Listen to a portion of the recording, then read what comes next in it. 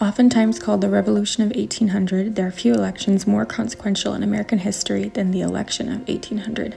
The young country of America stood on the edge of a political revolution, not armed with muskets or militias, but with ballots and bitter words. Political titans, President John Adams and Vice President Thomas Jefferson, went toe-to-toe for an infamous rematch in what would become one of the most fiercely contested, deeply personal, and incredibly consequential elections in American history. The stakes were high. The Federalists, led by John Adams, favored a strong central government, trade with Britain, and feared popular unrest. In this image, Adams is pictured with the popular Federalist slogan, "Millions for our defense, but not 1 cent for tribute," demonstrating his investment to national security while also not letting America be coerced by other countries. As the incumbent, Adams had already lost the confidence of many Americans because of his use of the Alien and Sedition Act that challenged notions of free speech.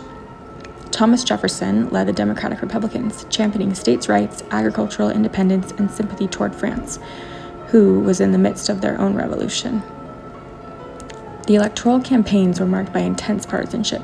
Newspapers, often run by party operatives, didn't hesitate when smearing the opposition. Thomas Jefferson was often called a godless Jacobin.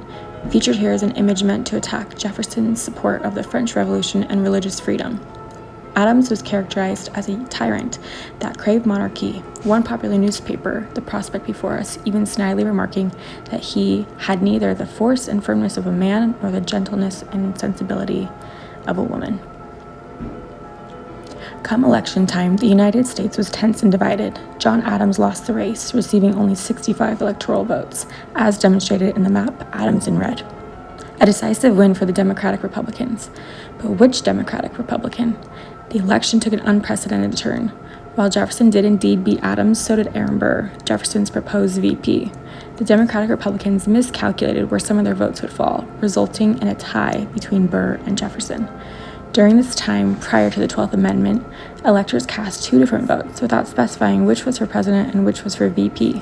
Because of this, Thomas Jefferson and Aaron Burr both won 73 electoral votes. When the vote was thrown to the House of Representatives, as dictated by the Constitution, electors voted 35 times before Jefferson eventually took the lead with the 36th vote.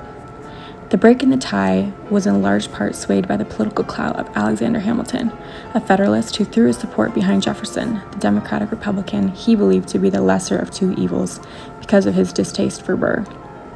Hamilton writes in a scathing letter to a colleague, "In a choice of evils, let them take the least. Jefferson is in every view less dangerous than Burr."